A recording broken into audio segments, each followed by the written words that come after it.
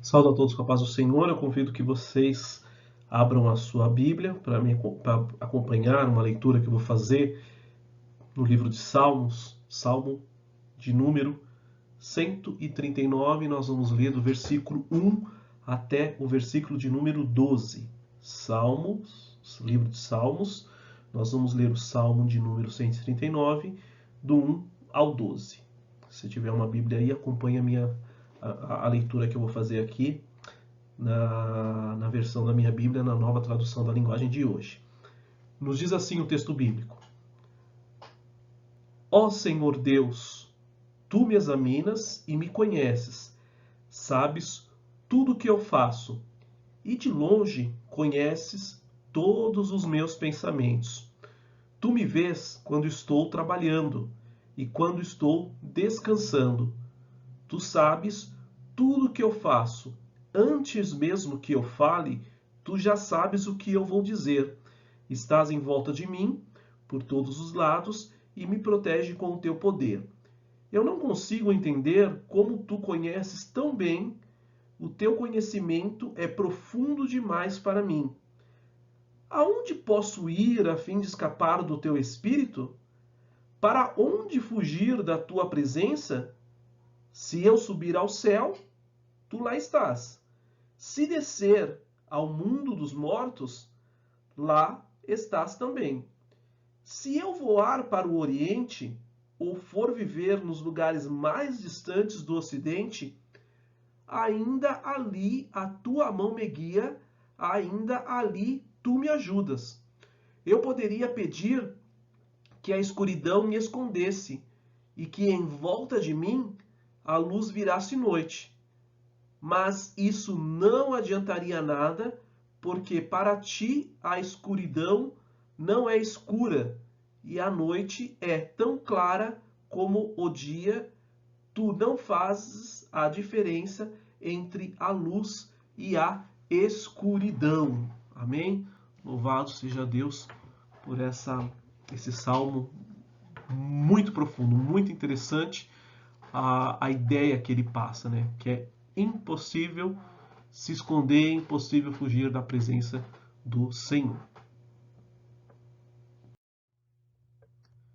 Então, na aula anterior, nós falamos do capítulo 32 e o capítulo de número 33.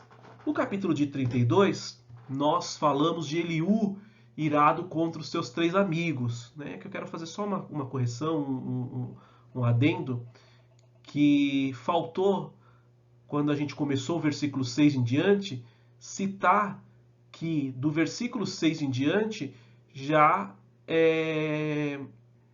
entra uma nova temática, um novo assunto, né? Então vamos falar aqui do versículo 1 até o versículo 5, o tema daqueles versículos é o que foi colocado lá, Eliú irado contra Jó e seus amigos. Só que esse tema aqui, ele vai do 1 até o 5, né? A partir do 6 até o 22, o tema é esse aqui. Eliú vingando o direito de responder, o seu direito de responder a Jó. Tá? Então, na apresentação que eu coloco lá no Google Drive lá da nossa escola dominical, do livro de Jó, aí já tem esse adicional aqui, falando que o versículo, o bloco, né, de versículos, essa perícope de 6 a 22, ela trata esse assunto aqui. E por fim, no capítulo 33, nós vimos Eliú repreendendo a Jó. Tá? Então, esses foram os temas que nós falamos na nossa aula passada aí. Estamos caminhando para o final da segunda parte do livro de Jó. E hoje nós vamos falar, então, começar a falar do capítulo de número 34. Então, todo esse capítulo 34, né, do 1 ao 37, nós vamos ver Eliú justificando a Deus. Tá? Eliú, ele começa o seu discurso, ele agora está com, vamos falar assim, o direito da posse de palavra. A gente viu na aula passada que aconteceram discursos, sempre havia, vamos falar assim, né, pensando num jogo de basquete, de vôlei, de futebol, né? Sempre tem a opção de rebater a bola. E a gente via que não aconteceu mais isso. Se esperava que os amigos viessem contra-argumentar, mas aí ficaram em silêncio, tá? E aí então agora isso aconteceu em uma determinada situação, depois já falou, ficou-se um silêncio, foi aí que entrou, vamos falar assim, entra na jogada Eliú falando, olha, esperei lá atrás, ninguém se manifestou, esperei agora, mas vamos falar que ele era um pouco mais pavio mais curto em questão de paciência. Falou, ó, não dá para esperar mais. Né? Acho que na aula passada vocês lembram uma figurinha que mostrava alguém que quebrou um lápis, né? Tá com as duas pontas do lápis aqui. Então mostra ali ele como alguém com um temperamento mais agitado, né? Não aguenta esperar essa geração nova, nossa, vamos falar assim, que é tudo imediato, né? Não tem muita paciência quando você tenta dar muito detalhes, explicar, já estão muito na frente, né? E aí então ele agora se dirige, igual eu coloquei aqui, né? O termo aqui, né?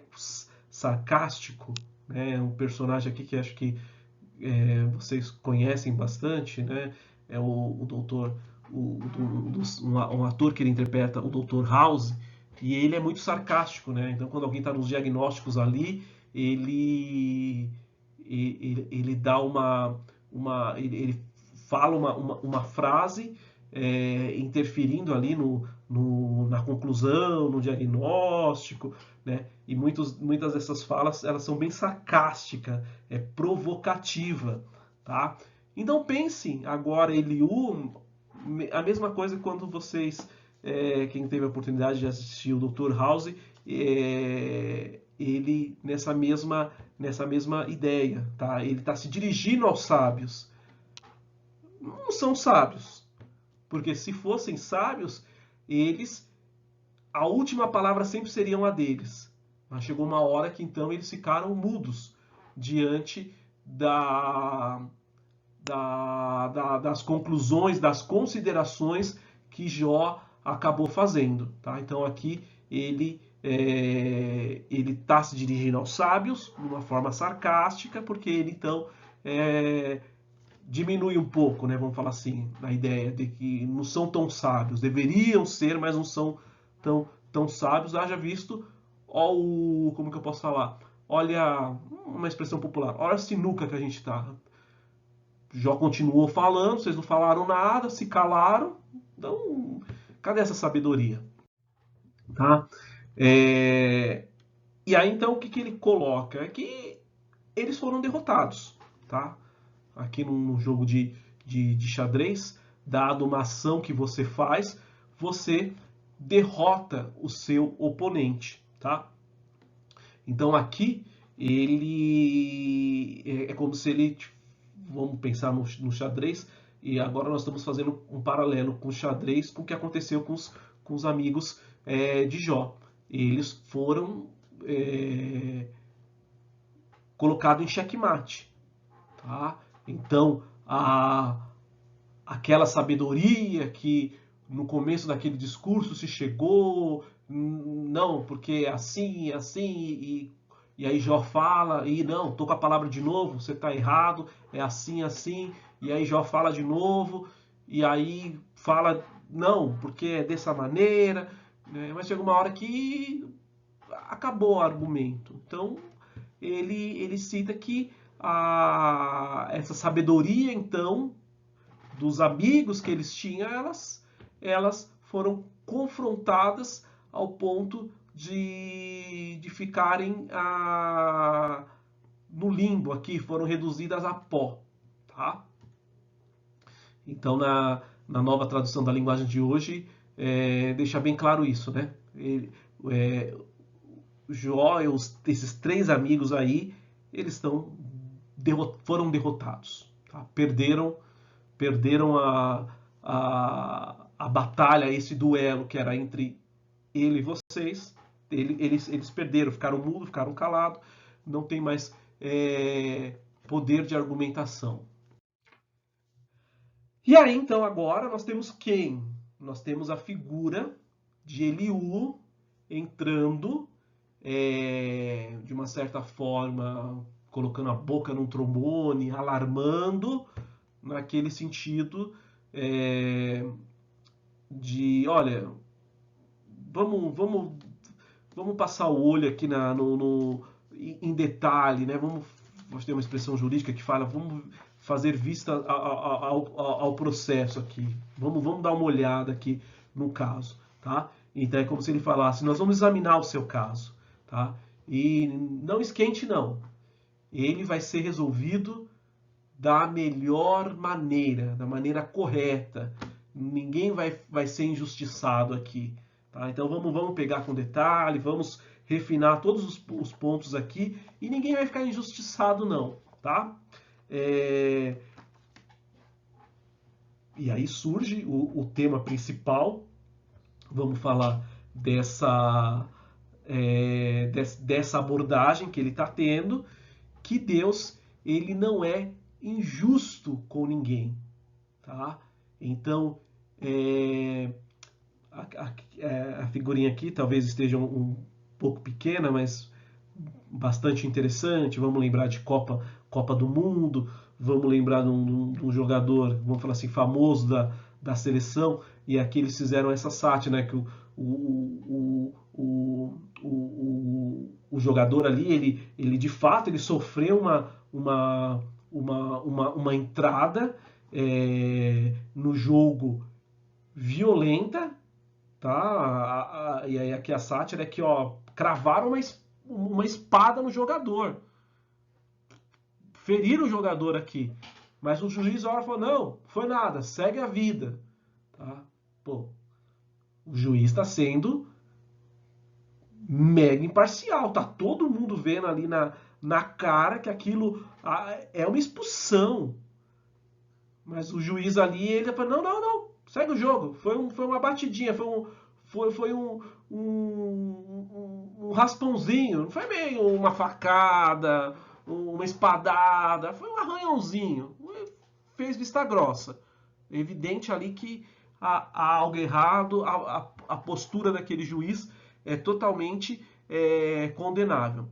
Essa temática não se aplica a Deus. Tá? Então Deus ele é super justo. Ele não é injusto com ninguém. Com absolutamente ninguém. Então essa é a temática que Liu agora vai pairar no seu discurso. Né? Se a gente falar assim, tá, qual que é o tema principal ali do discurso? Vai ser esse. Tá? Vamos sublinhar aqui. Deus não é injusto com ninguém. E aí começa, né? Na verdade, Deus. Provavelmente, tá? Esse tipo de linguagem, esse tipo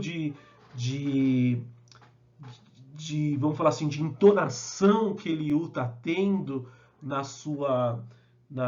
seu discurso, na sua hora da palavra, é muito, muito, muito provável que é uma resposta às acusações do próprio Jó que fez lá atrás no capítulo 9. Vamos ler o capítulo 9, o versículo 22 ao 24. O que nos diz esses versículos?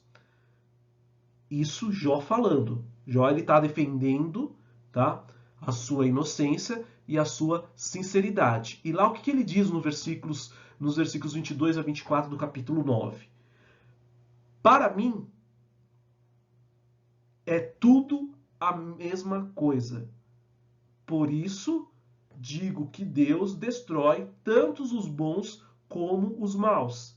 Se de repente uma desgraça mata pessoas inocentes, Deus ri. Deus entregou o mundo nas mãos dos maus e cobriu os olhos dos juízes com uma venda. E se não foi Deus quem fez isso, então quem foi? Então, vamos...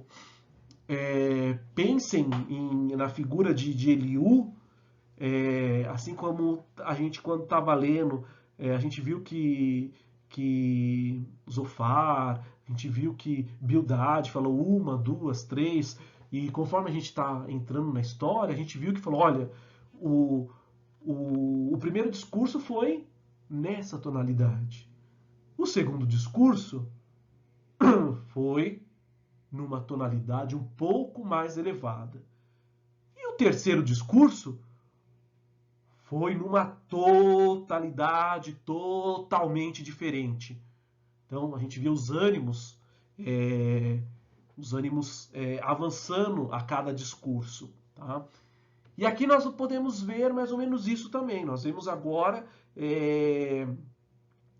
Eliú numa postura muito firme. Começou a falar, mas, vamos falar assim, não está tendo meias palavras, não está tendo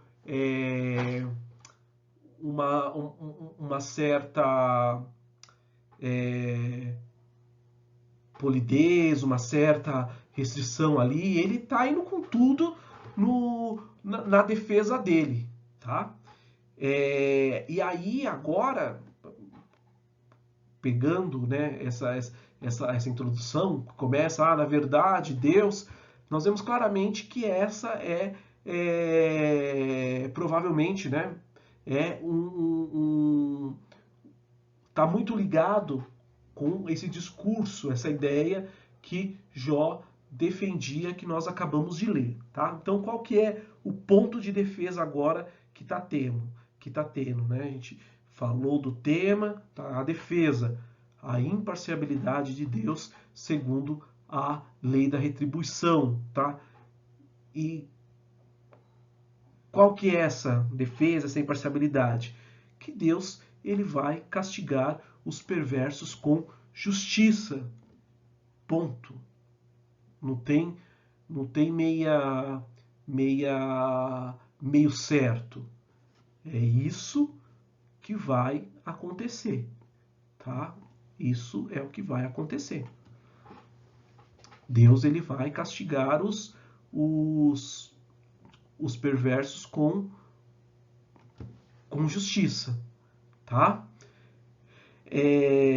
E aí, então, quando a gente começa agora, vamos, né, agora fazer um paralelo aqui, pensando em candidatos de eleição, tá? Cada um tem uma linha de raciocínio, tem um projeto, tem uma visão, né, aborda um tema, tá?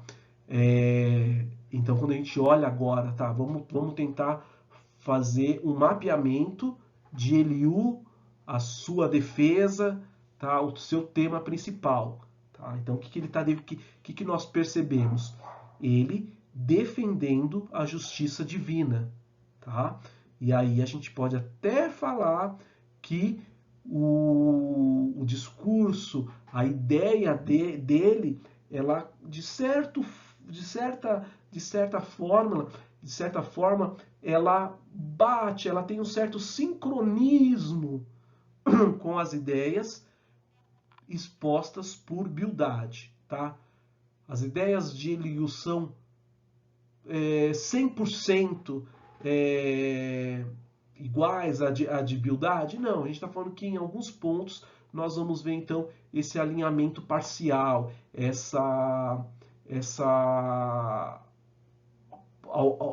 alguns pontos isolados ali caminhando na mesma direção, no mesmo raciocínio entre esses dois personagens, tá? Parcial. Não estamos falando que os dois têm o mesmo, defendem A, B, C, D, e Eliú está falando de A, B, C, D igualzinho. Fala, olha como bateu. Não.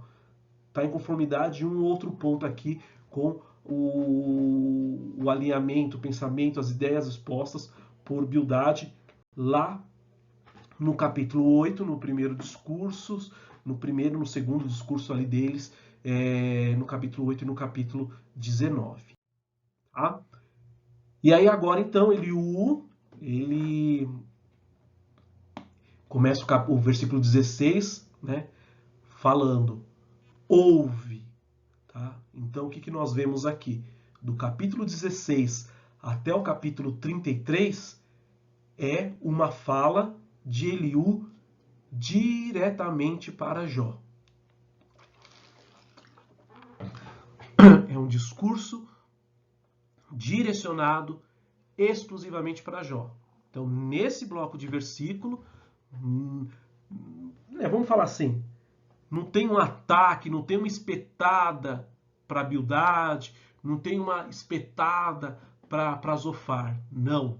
Estamos falando que do versículo 16 até o versículo de número 33 é Eliú, num discurso aqui, direto, reto.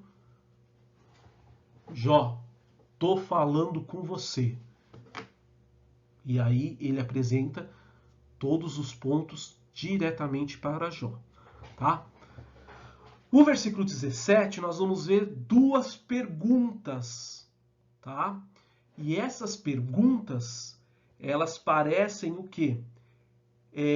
Reformular, elas trazem à tona, elas revivem as queixas do próprio Jó, que foram registradas lá no capítulo 9 e no capítulo 24. Qual que é a ideia? Estou resgatando essa queixa, a queixa A e a queixa B, tá? Podemos até, vamos falar assim, algumas situações a gente parafraseia as falas de Jó, parafraseia a fala de Bildade, de Zofar, tá? Então é como se agora ele está parafraseando, está trazendo queixas dele, que ele apresentou lá no capítulo 9, que apresentou no capítulo 24, com qual intuito? De, na sequência, contestar elas, tá? Como lição de casa, muito simples. Vai no versículo 17 e existe duas perguntas. A segunda pergunta a gente vai falar nesse próximo slide agora, mas a primeira pergunta eu não estou falando. Então eu quero que vocês vão lá no versículo 17 e falem, olha, a primeira pergunta é essa. Simples assim, tá? E qual que é a segunda pergunta? E quererás tu condenar aquele que é justo e poderoso? É uma das queixas de Jó, tá? E aí, o que nós vamos perceber? Até vai ter um slide lá na frente que eu tenho essa figurinha, mas vou falar aqui e lá na frente a gente vai ver essa figurinha, tá? Em algumas situações, o que vai ser interessante quando a gente olha a perspectiva do discurso de Eliú?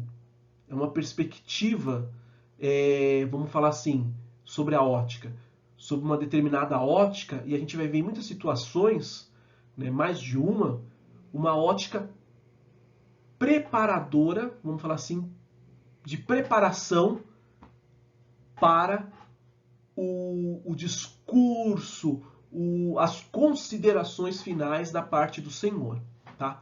Então esse aqui é um ponto, é uma queixa que Jó reclamava, se queixava, e aí ele o traz isso como uma pergunta, tá? Uma pergunta, vamos falar assim, uma pergunta provocativa, tá? Onde ele justamente pergunta, vem cá, então quererás tu condenar aquele que é justo e poderoso? É isso que eu tô entendendo, Jó? Tá? E o símbolo de spoiler aqui, né? Aquelas que acabam contando o final da história, nós vamos ver que esse ponto, vamos falar assim, esta lebre levantada por Eliú, no seu discurso, ela vai ser usado pelo Senhor para contra Jó, lá no capítulo 40. Tá? Então é isso que eu falei. A gente vai ver uma figurinha lá que eu coloco de preparação. Então a gente está vendo aqui que o discurso dele, alguns pontos, eles vão ser uma preparação, eles vão ser um spoiler do que vai acontecer lá na frente. Aqui é um exemplo. Então essa perguntinha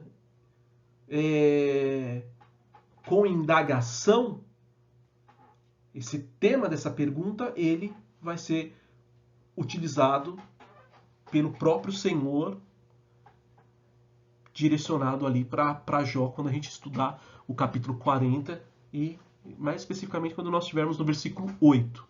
Aí nós vamos lembrar disso aqui. Falou, olha, interessante, muito de encontro do que Eliú, lá atrás, no capítulo que nós estávamos estudando, ele discutiu, falou na sua abordagem ali com Jó. Tá?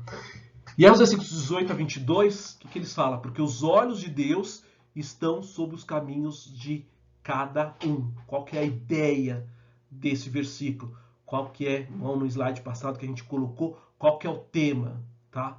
É a onisciência divina. Tá? Qual o paralelo que eu crio aqui? Paralelo da imparcialidade. O que quer dizer isso? Que não é porque você está no poder que a sua medida ela vai ser diferenciada no sentido de aliviada em relação aos outros, tá? Não é porque você é um ministro, não é porque você é um senador, é um presidente da Câmara, que você vai ter esse, oh não, o julgamento ali do fulano de tal, é uma pessoa célebre, importante. Não, tá? Imparcialidade divina. Todos no mesmo patamar, todos iguais, e ali no... Agora vamos partir para o lado da corrupção, não é o cargo, não é suborno ali que mudaria essa imparcialidade, tá? Não, mas porque eu sou ministro, amigo, aqui não tem isso não. Aqui todo mundo igual. Esquece sua capa, esquece seu título, não vale nada aqui, tá? Então, a ideia presente qual que é?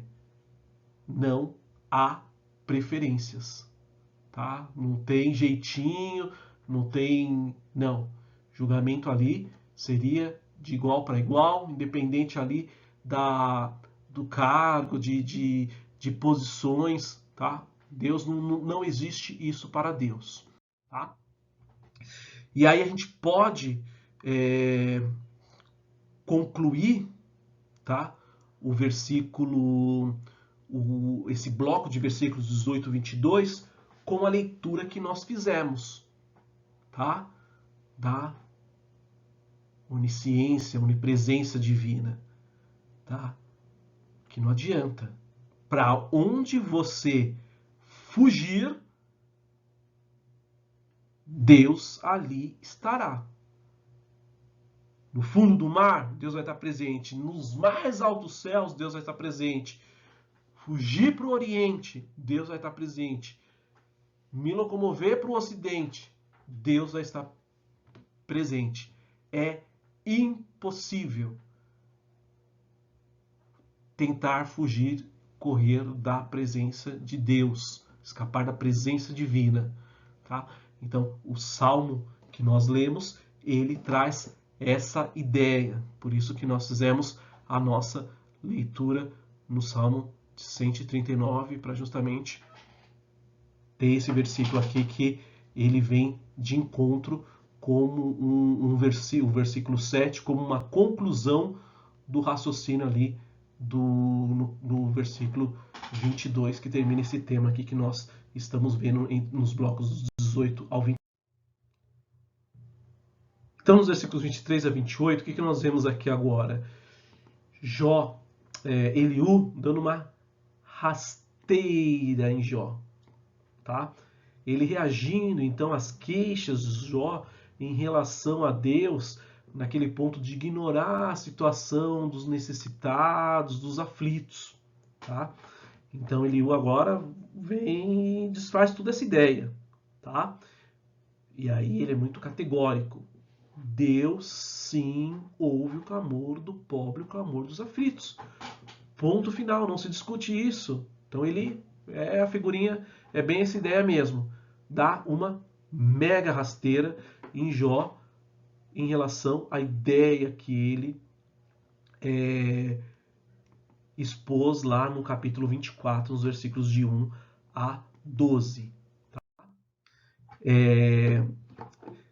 Nos versículos 29 e 30 nos fala o seguinte: se ele aquietar, que então inquietará?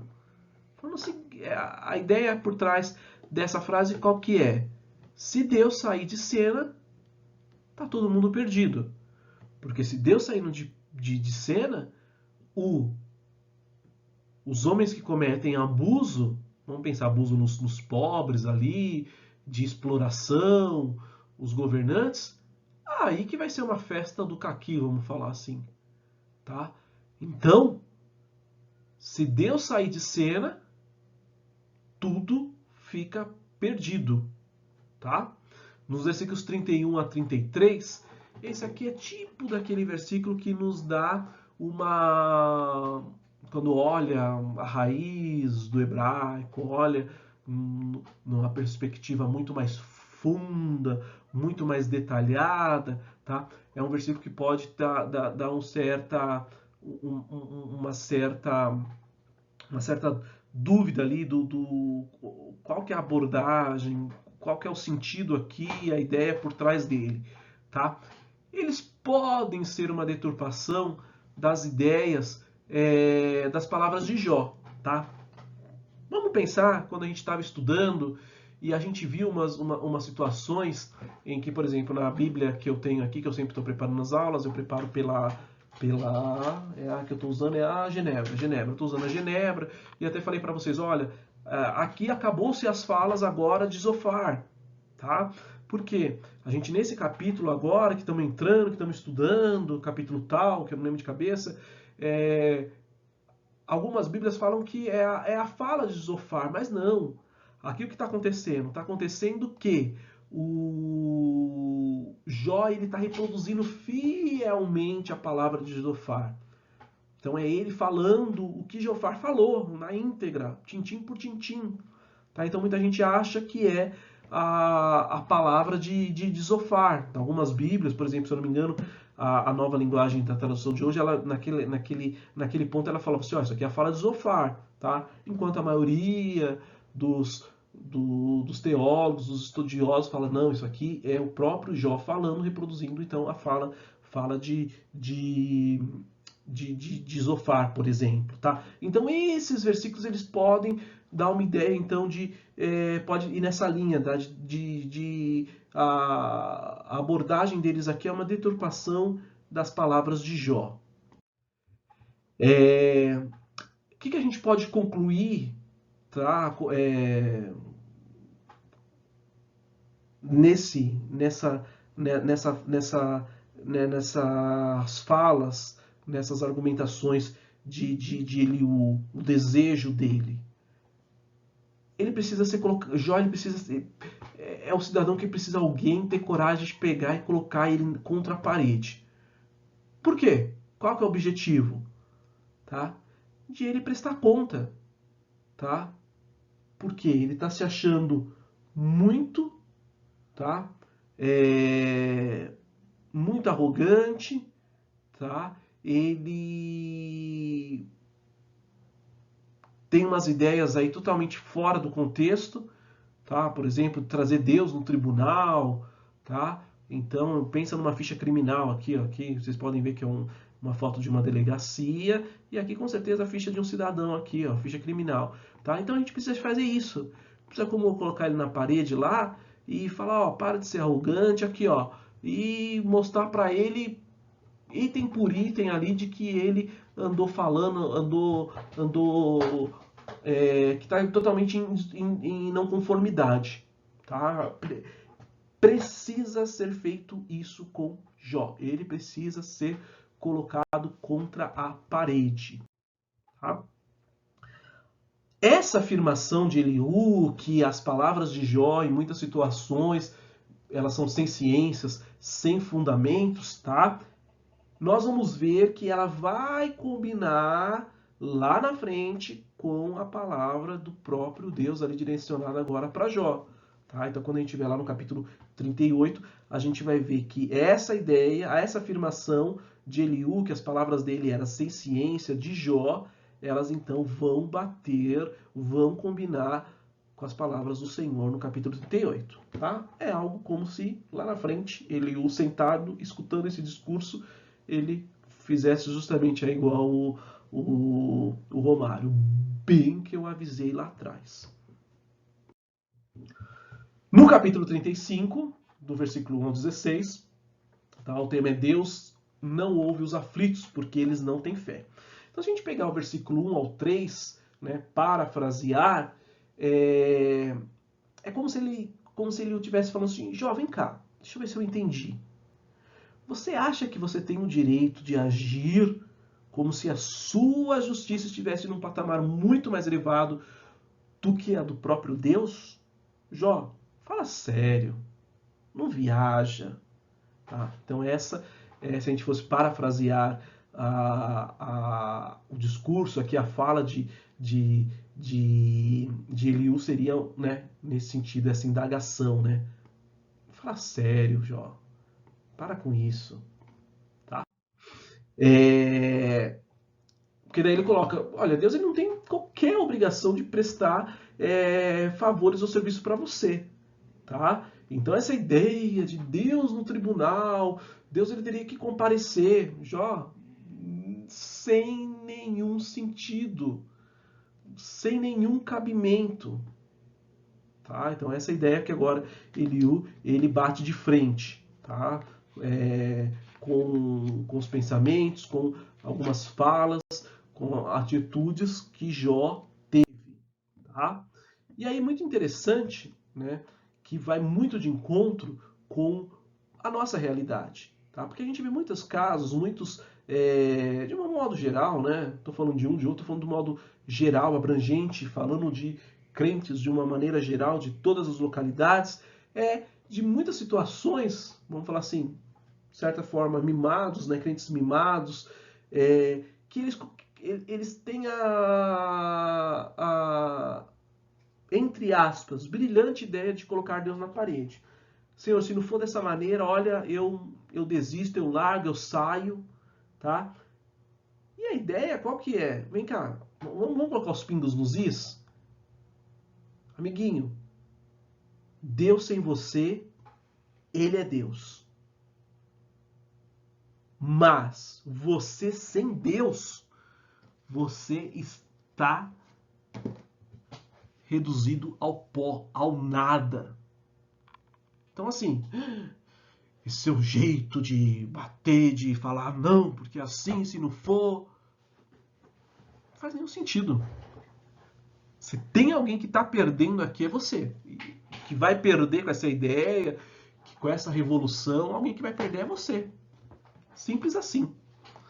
Tá? Então acaba sendo um tema muito atual para os nossos dias. Tá? Tem essa de largar o Senhor, porque não tem como a situação melhorar, ficar favorável para o seu lado. Tá? Nos versículos 9 e 10, as pessoas clamam, tá? A ideia que ele defende, clamam dado a situação que elas estão vivendo, a opressão que elas estão vivendo, tá? Ele faz uma delimitação, ele fala, gente, não é porque elas estão confiando no Deus como Criador, não, tem um muro, separa as coisas.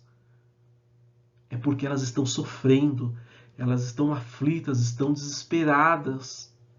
Opa! Isso soa muito familiar para a gente. Quando nós ouvimos isso, quando nós estudamos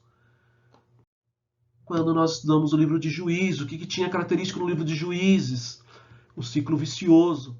O povo sofria, se arrependia, o povo cometia pecado, lei da semeadura, vinha o castigo, clamavam, Deus levantava um juiz, libertação. Só que aí a gangorra, a roda gigante continuava de novo.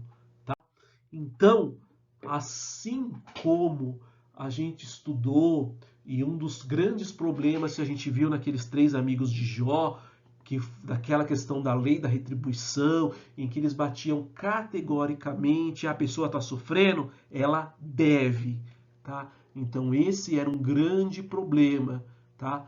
De não se atentar para uma possível exceção. A gente não pode usar a exceção como uma muleta sempre, mas a gente não pode fazer vista grossa, não considerar que pode ter uma exceção, tá? Eu chegar aqui categoricamente e falar, não, então, são tudo, nosso universo aqui é tudo vermelho, tá? Sendo que eu tenho pontos, talvez mínimos, mais azuis. Então, se eu vim aqui falar categoricamente, não, aqui esse universo só é preenchido por vermelhos, eu estou cometendo um grande erro em eliminar esses pontos aqui que existem, mas no meu radicalismo estou tirando eles fora. Tá? Então, quando a gente pensa no livro de Juízes, tá? Voltando os pontinhos aqui, ó, eles existem. Tá? Voltando no livro de Juízes, qual que era um grande problema que acontecia?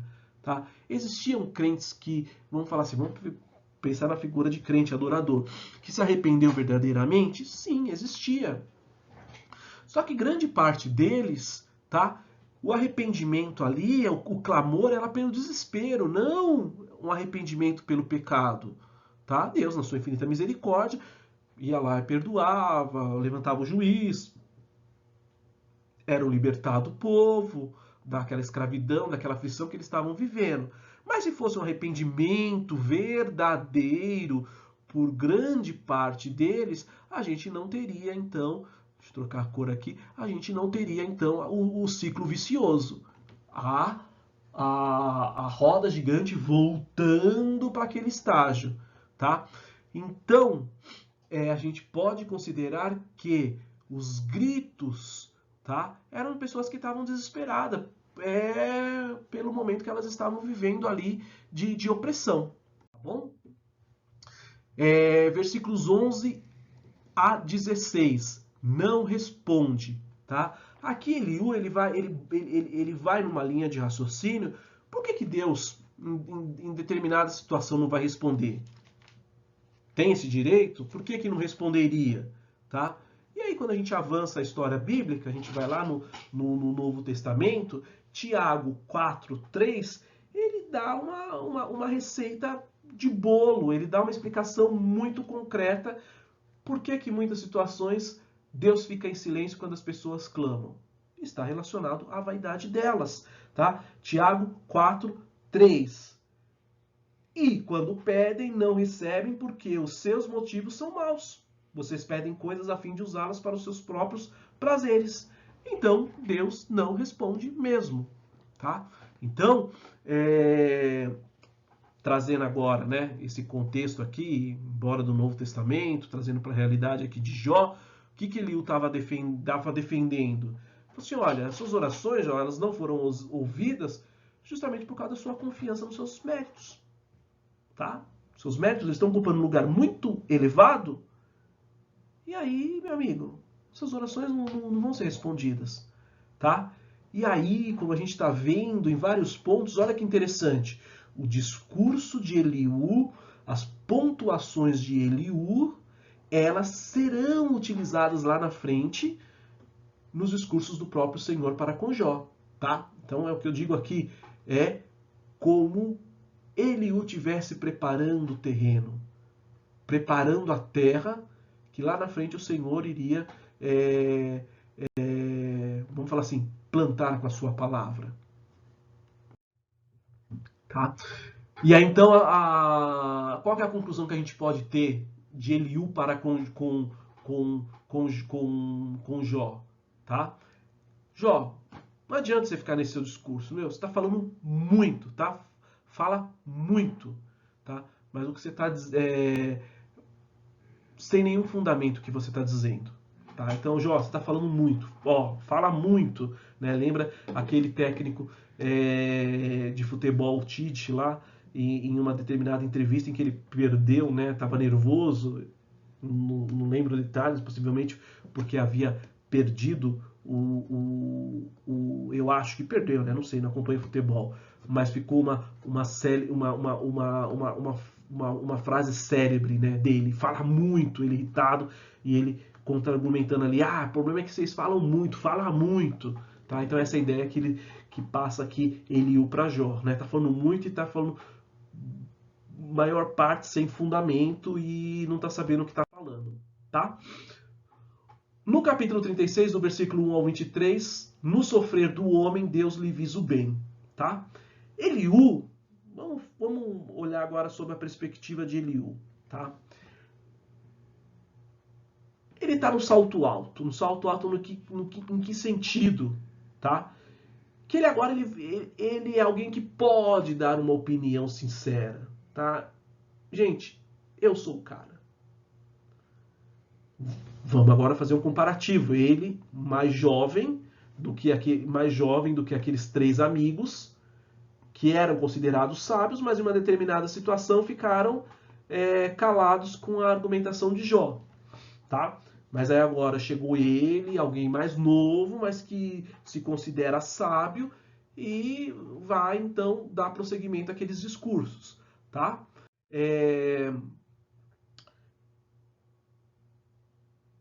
Então a gente pode falar que ele está sendo um pouco arrogante. Também a gente pode falar que ele está sendo sarcástico, né? Igual o Dr. House, tá? É como se ele te falasse lá, ó, não esquenta não. Agora você vai ouvir um sábio. Porque agora diziam que eram sábios, mas não, não tinha nada de sábio aí, tá? Mas voltando pelaquela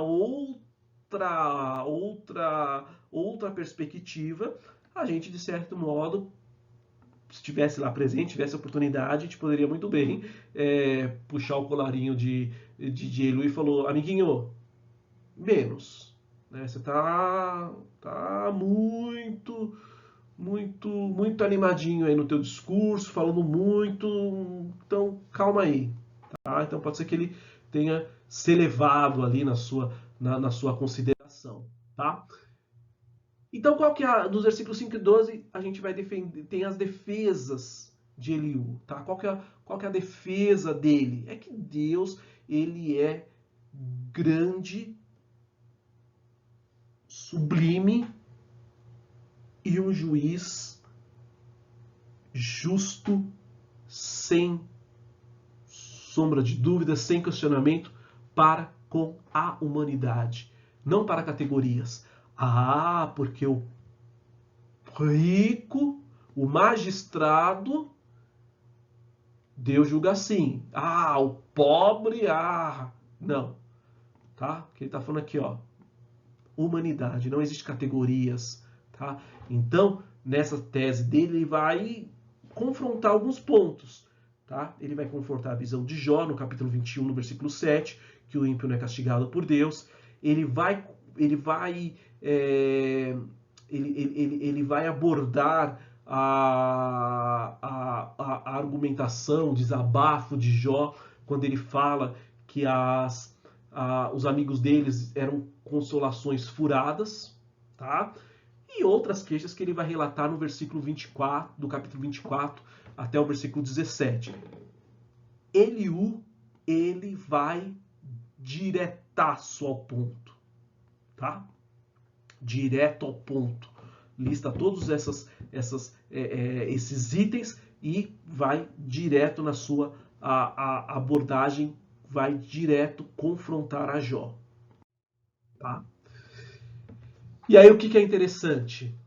Tá? E ele fala, olha, Jó, você tem que ter em mente o seguinte, se alguma coisa sair do trilho, amiguinho, e aí um exemplo muito caro aqui, Cunha, Palocci, tá?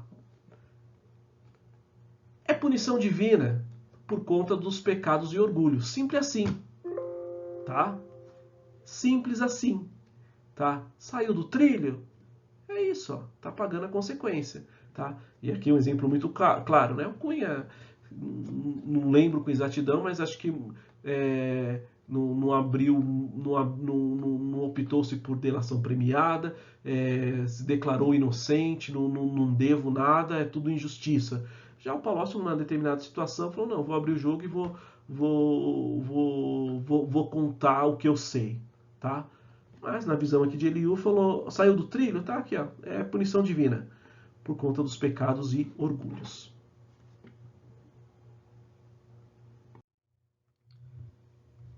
Então, os versículos 13 a 15, né, ele fala agora dos hipócritas, que, vamos falar assim, tem duas caras, né, enfim, tá? Que dado o seu coração impuro, dado a sua... E a gente estudou isso lá atrás, né, uma das defesas que eles fizeram, que Jó até falou isso, né? E falou, olha, esquece essa, porque o ímpio, ele não confia em Deus, tá? Então, não vão clamar a Deus por socorro, tá? Eles não vão por essa linha. Esquece essa ideia, tá? Ah, não, vão clamar. Não clamam, tá? E aí ele está reforçando essa ideia, né? São corações impuros, eles não clamam a Deus por socorro, tá? E agora trazendo isso vamos falar sofrimento agora pro caso dos justos, tá? Faz sentido um justo sofrer, tá? Mas aí, novamente, aquilo que a gente falou já. Deus tem os seus propósitos, tá? E em muitas dessas situações é uma escolinha que cada um de nós individualmente precisa enfrentar. E é nessa escolinha que Deus vai ensinar individualmente para cada um de nós. É nessa escolinha que cada um de nós vai ter a sua experiência, tá? Ouvir a experiência do outro é legal? É bacana? Sim. É edificante? Sim. Mas cada um precisa ter a sua experiência com Deus, tá? Então, vou me alegrar com a vitória do irmão, o que ele falar, o sofrimento, e a vitória vai ser um combustível para a minha fé. Só que a grande verdade é que você não precisa de um diploma. Não adianta você mandar seu pai para a faculdade. Você que tem que ir para a faculdade. Você que tem que tirar o diploma. Então, em muitas situações, o sofrimento vai ser uma aula para Deus nos ensinar muita coisa. A aflição, ela vai ser um colírio para os nossos olhos, para que eles fiquem bem abertos, tá? Então, essa é uma ideia que está presente nesses versículos de 13 a 15, tá? Finalizando, os versículos 16 a 23 fala guarda-te, tá? Eliú, ele agora alerta, lembra a figurinha lá do slide agora, né? O fulaninho lá com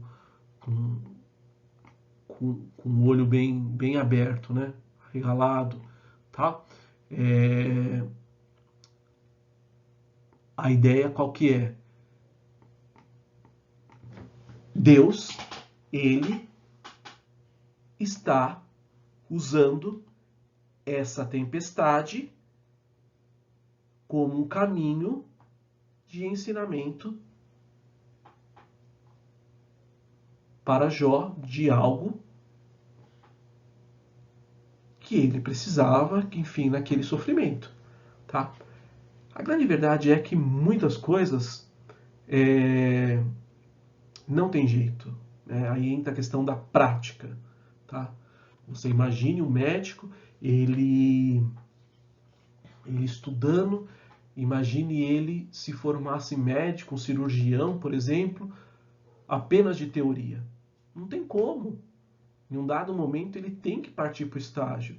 Em um dado momento ele vai ser um assistente, vamos pensar isso no médico que quer seguir a linha de um médico cirurgião. Fatalmente ele vai chegar uma época em que ele vai começar a fazer essas cirurgias. Ele vai ser guiado por alguém que vai ensinar, mas ele vai ter que passar por aquela experiência. Ele vai ter que trilhar aquele caminho, tá? Porque ele precisa aprender. E não existe outra forma de aprender, nesse exemplo que nós estamos falando agora, da questão prática. Simples assim. Tá? E aí, o que Eliú está falando? Falou, Jó, você foi aí na linha agora de Jó tá errado, enfim. Você foi julgado e condenado. O que a gente está vendo aí é a fatura que chegou. Tá? Então, a fatura tem que ser paga, Jó. Não tem como. Não tem como você correr. Tá? Tem que pagar a fatura. Tá? Eliú, ele exalta o poder divino, tá? E aí dando a ideia que ninguém pode dar ordens a Deus, tá? Ninguém pode governar do que melhor do que ele, né? Então, num dito popular, quem manda aqui na casinha, no barraquinho aqui, sou eu e ponto final. É isso que ele quer que fique claro, tá? Deus nessa perspectiva aí, nessas ações, tá? Deus tem o poder absoluto, tá? E esquece você tentar colocar alguém ali para governar, outra pessoa, tentar, não, esquece. Ninguém pode então dar ordens para Deus. Deus manda, ponto final, sem discussão. Não se fala mais nisso. Amém? Então, depois essa aula vai ser disponibilizada também lá no nosso repositório, se vocês quiserem ter acesso, tá? Fiquem com Deus. Deus abençoe a cada um de vocês.